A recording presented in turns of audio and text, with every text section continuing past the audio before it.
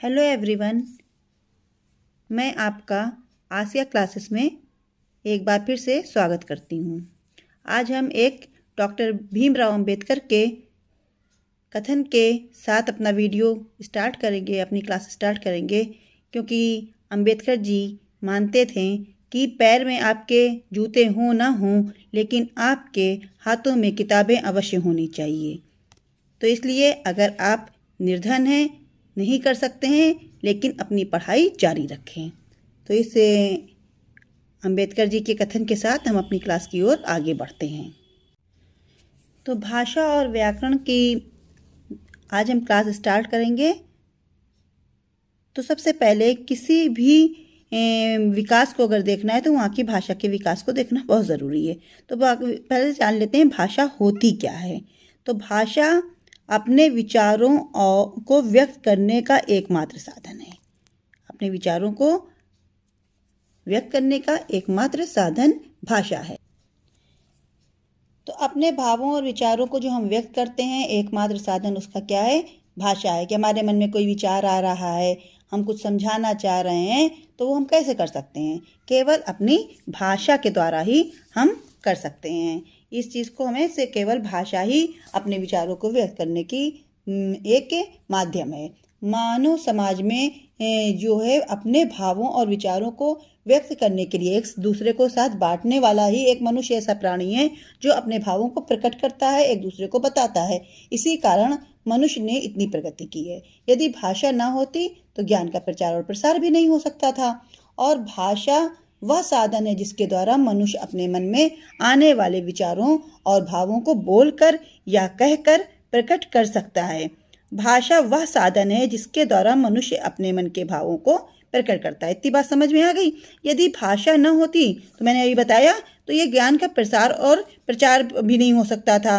यानी कि जो चीज़ें जहाँ पे थी, जो कोई अनुभव करता वो अपने तक ही सीमित रखता और दूसरों को उन अनुभवों से वंचित रहना पड़ता। तो अगर कोई व्यक्ति एक अनुभव करता है तो वो दूसरों को अपना अनुभव साझा कर सकता है। तो अपने भावों और विचारों को व्यक्त करने का एकमात्र साधन भाषा है। भाषा के अलावा कोई ऐसा दूसरा साधन नहीं है जिससे हम अपने विचारों को व्यक्त कर सकें। तो अपने विचारों को, अपने भावों को अगर हम व्यक्त करना है तो हमें केवल वो भाषा है। जैसे कि अगर कोई कहे कि आज मैं विद्यालय नहीं जाऊंगा, कोई बच्चा है अपनी माँ से कह रहा है आज मैं विद्यालय नहीं जाऊंगा, माँ कहती है क्यों नहीं जाओगे, तो वो बच्चा बताएगा कि आज मेरी तबीयत ठीक नहीं है या कोई भी वजह। तो ये जो बात है ये एक दूसरे से कह सुनकर ही कह सकते हैं। या किसी कारणवश कहीं नहीं जा सकते हैं तो आप उनको कॉल करते हैं, आजकल के ज़माने में कॉल करके बता देते हैं। तो ये सब क्या है? भाषा है। तो भाषा अपने भावों और विचारों को व्यक्त करने का एक उत्तम सशक्त साधन है। यानी ये जो सशक्त माध्यम है ये केवल भाषा है।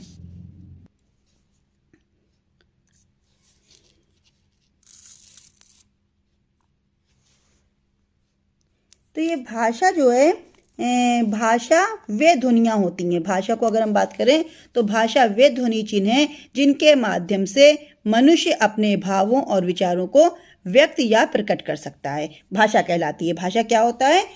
वे ध्वनि चिन्ह जिनके माध्यम से, ये वे ध्वनि चिन्ह, ध्वनि चिन्ह यानी कि जो हमारी आवाज़ निकलती है, ध्वनि चिन्ह जिनके माध्यम से मनुष्य अपने भावों को और विचारों को व्यक्त या प्रकट कर सकता है, वो क्या कहलाती है? भाषा कहलाती है।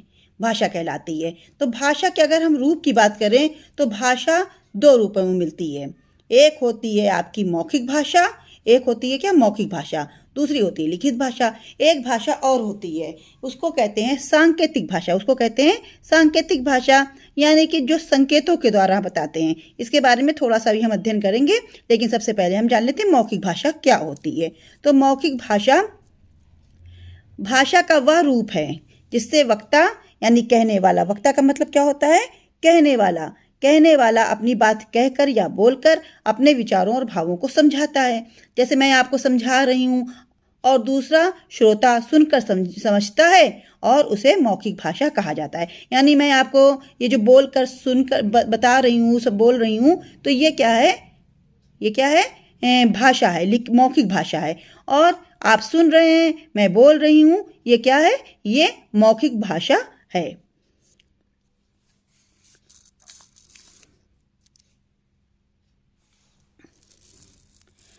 उसके बाद आता है आपका लिखित भाषा। लिखित भाषा क्या होती है?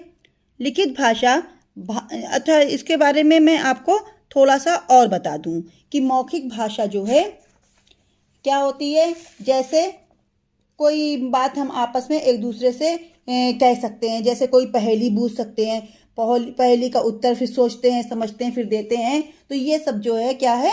आपकी मौखिक भाषा है। क्या है ये? मौखिक भाषा है। मौखिक भाषा जो है अपने मतलब कि कोई भी चीज़ को मुंह से बोला जाता है। भाषा का यह मनुष्य का सहज मतलब बहुत सहजता प्रदान कर देती है। कोई भी बात है, किसी साधन के बिना जो भी है आपको कहना है वो आप कह देते हैं, जो ध्वनियों के उच्चारण द्वारा भावों और विचारों को बोलकर प्रकट कर देती है। भाषा के इस रूप से सीखने को मनुष्य को किसी औपचारिक प्रशिक्षण की ज़रूरत नहीं होती है। यानी कि ये भाषा का जो रूप होता है, इसको अगर आप कहीं इसको सीखते नहीं हैं, ये जो आदान प्रदान भाषा के द्वारा होता है, ये आपने कहीं नहीं सीखा, मैंने कहीं नहीं सीखा, कोई किसी से सीखता नहीं है। इसकी कहीं कोई डिग्री डिप्लोमा नहीं मिलता है, ये अपने आप में स्वयं आ जाता है। समझ में आ गया? तो भाषा के इस रूप को बातचीत कह सकते हैं। फ़ोन पे हम बातें करते हैं, रिकॉर्ड करते हैं, रेडियो दूरदर्शन द्वारा हम जो सुनते हैं, ये सब क्या है? ये सब मौखिक भाषा है। जो आप रेडियो पे सुनते हैं, अब तो रेडियो का चलन बहुत कम हो गया है, लेकिन आप जो वीडियो कॉल्स करते हैं, कॉल करते हैं, आप तरह तरह से जो एक दूसरे से वॉइस चैट करते हैं, ये सब क्या है? मौखिक भाषा है।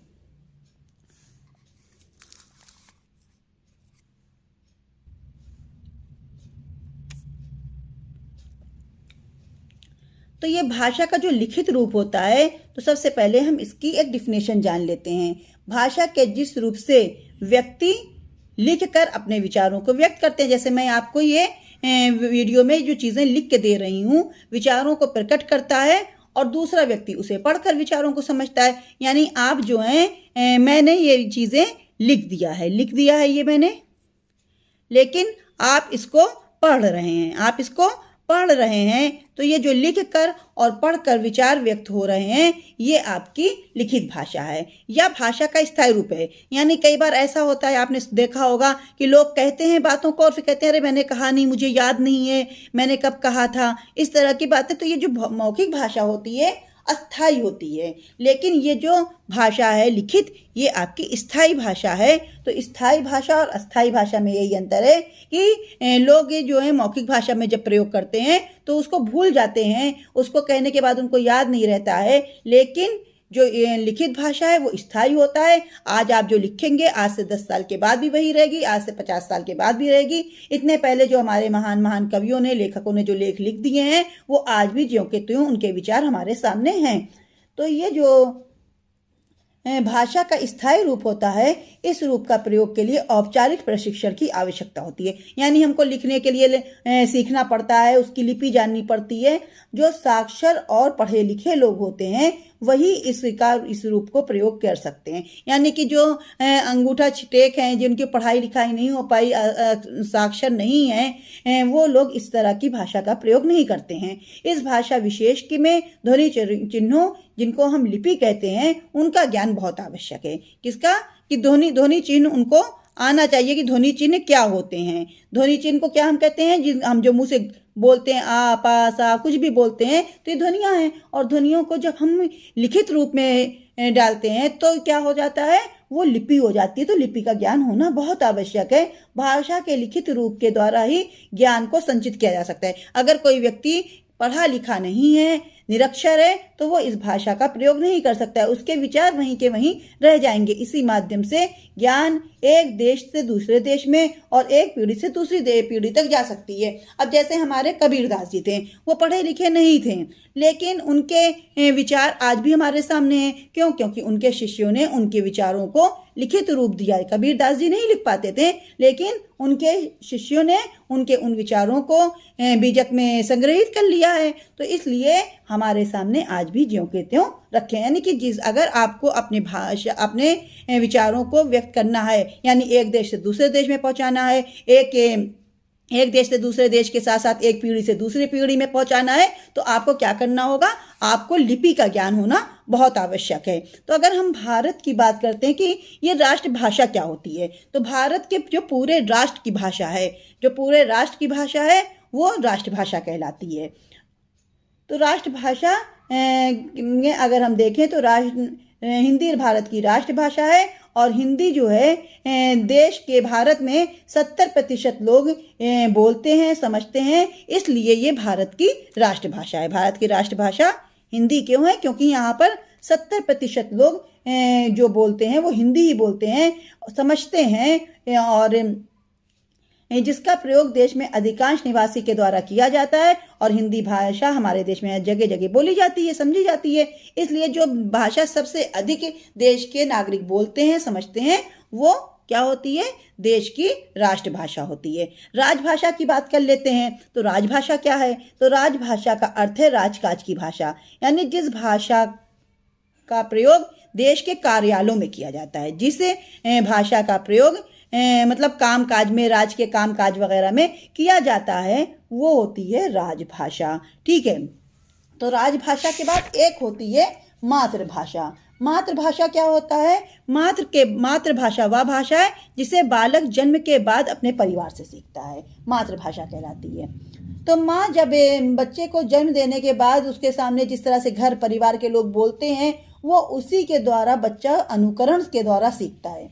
कोई भी बच्चा, ये आपके टेट में सवाल ही पूछे जाते हैं, क्वेश्चन आते हैं कि बच्चा किस विधि से सीखता है, बालक किस विधि से सीखता है? तो बालक अनुकरण विधि से सीखता है। तो बालक जो है अपने घर परिवार, अपने माता पिता से जो भाषा सबसे पहले सीखता है, वही भाषा उसकी क्या होती है? मातृभाषा होती है। अगर कोई मराठी यानी कि महाराष्ट्र में जिस बच्चे का जन्म हुआ है वह जन्म से मराठी जानता है। अगर कोई बंगाल में किसी बच्चे का जन्म हुआ है तो वो जन्म से बंगाली जानता है, उसको अलग से उसको कोर्स करने की ज़रूरत नहीं है। अगर जैसे हम लोग आजकल यहाँ पर रशियन सीखने का है, फ्रेंच सीखने का है, तो ये हम लोग सीखते हैं, भारतीय हैं हम हिंदी जानते हैं, लेकिन हमें फ्रेंच, रशियन, चाइनीज़ ये नहीं आती, जापानीज़ नहीं आती है, तो हमें उसको सीखना पड़ता है। लेकिन वहाँ के निवासी क्या करते हैं? वहाँ के निवासी उसमें पारंगत होते हैं, वो अपने आप उस भाषा को जानते हैं।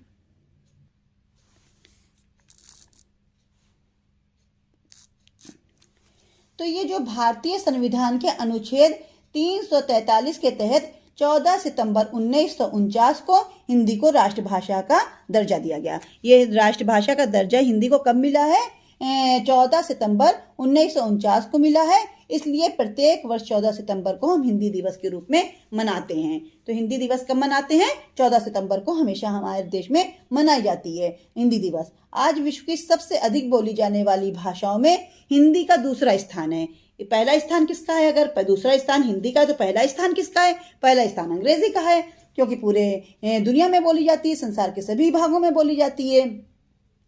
भारत का की अगर संपर्क भाषा की बात करें तो हिंदी है। विश्व की संपर्क भाषा अगर कही जाए तो अंग्रेजी है। तो विश्व के अंतर्गत अगर हम बात करते हैं तो सब अंग्रेजी बोलते हैं एक दूसरे से, तो इसलिए भाषा, प्रथम भाषा कौन सी है? अंग्रेजी है, और द्वितीय भाषा कौन सी है? वो हिंदी है।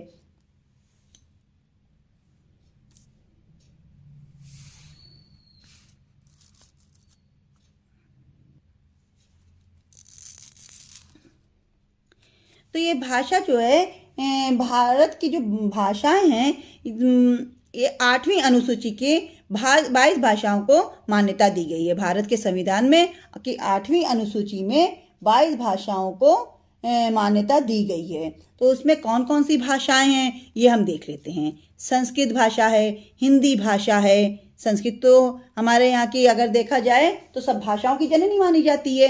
मैं आप लोगों को संस्कृत की क्लास में जब पढ़ाऊंगी तो इसके विषय में आगे अध्ययन कराऊंगी। तो संस्कृत है आपकी, हिंदी है, असमिया है, ओडिया है, उर्दू है, कन्नड़, कश्मीरी, कोंकणी, डोगरी, तमिल, तेलुगु, ये आपकी। उसके अलावा गुजराती है, नेपाली है, पंजाबी है, बंगला, बोडो, मराठी, मणिपुरी, मलयालम, संथाली, सिंधी, मैथिली। तो ये इसमें जो है ये 22 भाषाएं हैं। ये कब मानी गई हैं? ये संविधान की 8वीं अनुसूची में इन भाषाओं को मान्यता दी गई है। तो ये तो हो गई भाषा की बात रे। अब हम बात करते हैं बोली। बोली क्या होती है? किसी क्षेत्र विशेष में किसी भाषा को जो बोला जाता है। कोई क्षेत्र विशेष है, जब वहाँ कोई भाषा बोली जाती है तो उसको हम कहते हैं बोली। यानी किसी क्षेत्र विशेष में मुख्य रूप से जो भाषा बोली जाती है। जैसे आप बिहार के मैथिली की तरफ जाइए तो वहाँ मैथिली बोली जाती है। इधर आप आ जाइए ये उत्तर प्रदेश के पूर्वी क्षेत्र में, तो यहाँ पे क्या बोली जाती है? भोजपुरी बोली जाती है। आप इधर चले जाइए मतलब कि पंजाब के एरिया में चले जाइए तो वहाँ पंजाबी बोली जाती है। तो अलग अलग क्षेत्रों में जो भाषा बोली जाती है वो अलग अलग बोलियां होती हैं। जैसे पूर्वी हिंदी है, पश्चिमी हिंदी है, राजस्थानी हिंदी है, पहाड़ी हिंदी है, बिहारी हिंदी है। तो ये जो है इसके आधार पे बोलियों का विभाजन भी हुआ है। ये क्षेत्र के आधार पर जो ये बोली है ये इसके पांच रूप हैं। इसके पांच रूप हैं। तो ये पांच रूपों में हिंदी जो है क्या है? पूर्वी हिंदी, पश्चिमी हिंदी, राजस्थानी हिंदी, पहाड़ी हिंदी और बिहारी हिंदी। इसमें भी बहुत छोटी छोटी ये तो भाग हो गए। और इसके अंदर भी बहुत सारी भाषाएं जैसे अवधी, बघेली, छत्तीसगढ़ी और इसके मैथिली, मगही, भोजपुरी, गढ़वाली, हिमाचली, जयपुरी, जोधपुरी, खड़ी बोली, हरियाणवी, ब्रज भाषा, कन्नौजी, ये सब यहाँ की बोलियां हैं। तो इसके बारे में जब हम भाषा का विकास पढ़ेंगे तब हम अध्ययन करने के लिए एक वीडियो आपके लिए अपलोड करेंगे। तो अब हम जान लेते हैं लिपि क्या होती है। लिपि भाषा के लेखन के लिए मतलब जब हम कोई चीज़ बोलते हैं तो कुछ ध्वनियाँ निकलती हैं, और जब ध्वनियाँ निकलती हैं, जब हम उसको लिखते हैं तो उन ध्वनियों के लिए हम कुछ चिन्हों का प्रयोग करते हैं। उन ध्वनियों को लिखने के लिए कुछ चिन्हों की व्यवस्था की गई है, जो चिन्ह उसी ध्वनि के प्रतीक होते हैं। तो वो जो प्रतीक चिन्ह हैं वही हमारे लिए लिपि हैं। भाषा में लिपि को क्या है? अगर कोई पूछे भाषा की लिपि क्या है, तो जो ध्वनियों के आपके चिन्ह हैं, प्रतीक चिन्ह हैं, वो आपकी लिपि है। तो भाषा के लिए एक निश्चित चिन्हों की व्यवस्था को लिपि कहते हैं। भाषा लेखन के लिए निश्चित चिन्हों की व्यवस्था को लिपि कहते हैं। अगर हम बात करते हैं हिंदी भाषा की लिपि क्या है, तो हिंदी भाषा की लिपि क्या है? देवनागरी है। देवनागरी लिपि में हिंदी लिखी जाती है, और देवनागरी लिपि जो है विश्व की एकमात्र वैज्ञानिक लिपि है। एकमात्र क्यों? क्योंकि हर शब्द के लिए, हर ध्वनि के लिए अपना एक चिन्ह है। जबकि अगर आप अंग्रेजी की हम बात करते हैं, इंग्लिश की बात करते हैं, तो एक ही शब्द, एक ही ध्वनि के लिए, मतलब कि जैसे आपको सी है तो उसी से आप सी भी कहेंगे, चा भी कहेंगे, का भी कहेंगे। अगर के है तो इसी तरह, मतलब कि भाषा वैज्ञानिक नहीं है, ये लिपि जो है वैज्ञानिक नहीं है। लेकिन हमारी हिंदी भाषा की ये जो लिपि है देवनागरी, ये क्या है? पूर्ण रूप से वैज्ञानिक है। तो ये जो संस्कृत, हिंदी, मराठी, संताली, नेपाली, बोडो, ये सब भाषाएं हैं, इनकी लिपि देवनागरी है। देवनागरी लिपि का विकास किससे हुआ है? ब्राह्मी लिपि से हुआ है। अंग्रेजी, जर्मन, फ्रेंच आदि भाषाएं जो हैं ये रोमन में लिखी जाती हैं। तो यूरोप की अधिकांश भाषाएं थोड़े बहुत परिवर्तन के साथ किसमें होता है? ये आपके रोमन लिपि में लिखा जाता है। जबकि उर्दू, अरबी, फारसी जो किसमें लिखी जाती है, तो ये फारसी लिपि है। और पंजाबी के लिए कौन सी लिपि है? गुरुमुखी लिपि है। ये सब आपके प्रश्न परीक्षा में पूछे जाते हैं। तो अब हम इसके बारे में आपको आगे जब विकास पढ़ाएंगे, भाषा की विकास पढ़ाएंगे, लिपि का विकास पढ़ाएंगे, तब हम आपको इसके बारे में आगे बताएंगे।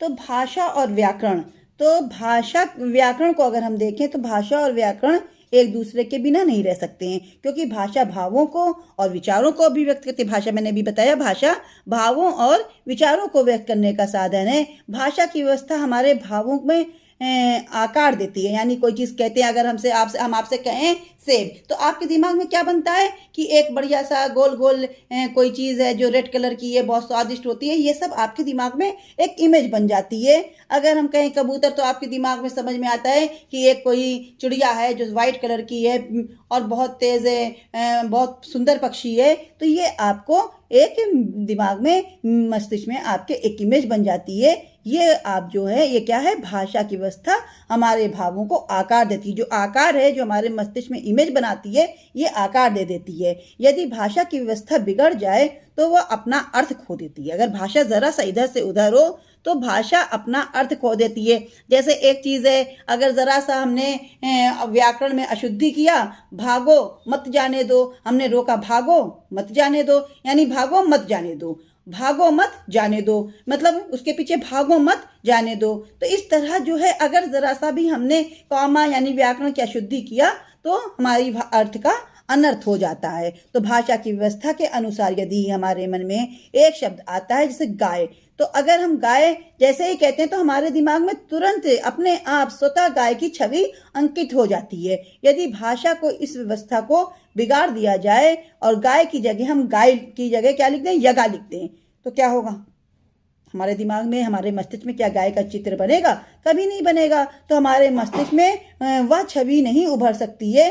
अतः भाषा की व्यवस्था बहुत ज़रूरी है। और जैसे ही भाषा की व्यवस्था, अव्यवस्था का उदाहरण हमारे सामने हमने आपको दिखा दिया कि हमने जैसे ही भाषा में अव्यवस्था की, वैसे ही अर्थ का अनर्थ हो गया। तो वैसा ही वाक्य में भी होता है। तो इस व्यवस्था को बनाए रखने का कार्य क्या करता है? व्याकरण करता है। तो व्याकरण क्या है? व्याकरण व्यवस्था है, भाषा की व्यवस्था है। भाषा की व्यवस्था व्याकरण है। व्याकरण द्वारा ही भाषा को लिखने की, पढ़ने की, बोलने की, समझने के तरीके सिखाए जाते हैं। व्याकरण के द्वारा क्या होता है? बोलने का, पढ़ने का, लिखने का समझ आती है। इसलिए भाषा को व्यवस्थित करने को तरीका क्या है? व्याकरण है। भाषा की व्यवस्थित समझ के लिए व्याकरण का जानना भी जरूरी है। तो व्याकरण को जानने के लिए इसकी एक डिफिनेशन अगर दी जाए तो क्या होगा? भाषा के शुद्ध रूप संबंधी नियमों का ज्ञान कराने वाला शास्त्र व्याकरण है। क्या है? भाषा के शुद्ध रूप संबंधी नियमों का ज्ञान कराने वाला शास्त्र क्या कहलाता है? व्याकरण कहलाता है। और व्याकरण के अगर रूप की बात की जाए तो व्याकरण आपके कितने रूप हैं? व्याकरण के आपके 3 रूप हैं। व्याकरण के 3 रूप हैं। और इन 3 रूपों में सबसे पहले आता है वर्ण विचार। क्या आता है?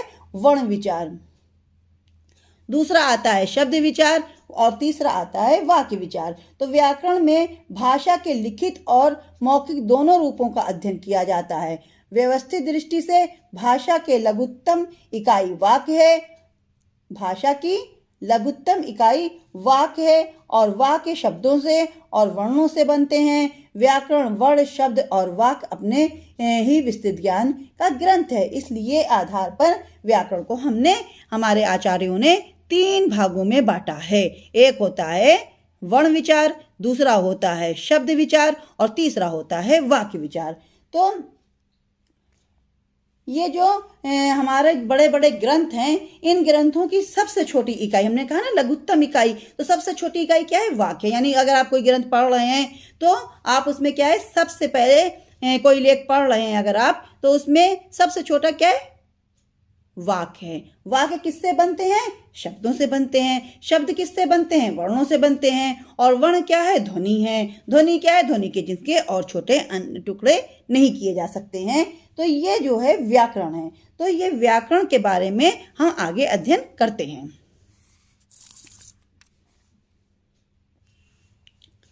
तो ये जो व्याकरण है, इसके अंतर्गत सबसे पहला जो है वर्ण विचार आता है। तो वर्ण विचार क्या है? वर्ण विचार, इसके अंतर्गत वर्णों की बनावट, यानी वर्ण की बनावट कैसी है, उसका उच्चारण कैसे किया जाएगा, यानी हम कैसे उसको बोलेंगे, कैसे उसको लिखेंगे, इस सब चीज़ों पर इन पर विचार करते हैं। किससे करते हैं? कि वर्णों की बनावट कैसी होगी, उनको हम बोलेंगे कैसे, उच्चारण कैसे करेंगे और लिखने में कहाँ पर कैसे प्रयोग किया जाएगा।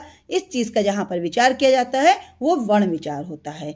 इसके बाद सेकंड नंबर पर आता है शब्द विचार। शब्द विचार क्या होता है? इसके अंतर्गत शब्दों में शब्दों के विभिन्न रूप, यानी कि किस शब्द को जोड़ बनाने के लिए कौन कौन से वर्ण लगेंगे, कौन कौन सी ध्वनियों के लिए कौन कौन से चिन्ह हैं। तो ये जो लिपि है उसका अध्ययन किया जाता है। भेद उसके कितने हैं शब्दों के, उत्पत्ति कैसे हुई शब्दों की, शब्दों का प्रयोग कहाँ पर करना चाहिए। तो इन सब चीज़ों का जब जहाँ पर अध्ययन किया जाता है वो होता है शब्द विचार। इसके बाद आता है वाक्य विचार। वाक्य विचार इसके अंतर्गत क्या होता है, इसके अंतर्गत वाक्य जो है रचना, प्रकार, प्रयोग, विराम चिन्ह आदि के विषयों में अध्ययन किया जाता है। यानी कि वाक्य की रचना कैसी होगी, वाक्य की रचना क्यों रचना है तो उसका प्रकार कैसा होगा, उसका प्रकार प्रयोग कैसे करेंगे, विराम चिन्ह कहाँ होंगे, कैसे होंगे, क्या कैसे विराम चिन्हों का प्रयोग करते हैं, कहाँ पे किस विराम चिन्हों का प्रयोग किया जाएगा, कहाँ पे किस चीज़ के लिए। तो इन सब चीज़ों का जहाँ पर अध्ययन किया जाता है, इन सब चीज़ों उस विषय का अध्ययन जब वहाँ पे होता है तो वहाँ पे वाक्य विचार होता है। यानी इसके अंतर्गत वाक्य रचना, प्रकार, प्रयोग, विराम चिन्ह आदि के विषय में अध्ययन किया जाता है, वो होता है आपका वाक्य विचार। तो व्याकरण वर्ण, शब्द और वाक्य विषयों के विस्तृत ज्ञान का ग्रंथ है। अगर हम देखें तो व्याकरण क्या है, तो इसके विषय में हम आगे अध्ययन करेंगे और मैं आपका एक टेस्ट पेपर भी तैयार करूंगी और इसके आधार पर कुछ प्रश्न होंगे जिनके उत्तर मैं या तो उसी समय बता दूंगी या उनकी एक आंसर शीट भी डाल दूंगी। तो आप उसको देखिएगा और उसके विषय में अध्ययन कीजिएगा। तो अगर आपको हमारा वीडियो अच्छा लगा तो आप इसको लाइक करिए, शेयर करिए अपनी फ्रेंड्स के साथ और चैनल को सब्सक्राइब करिए। Thank you for watching.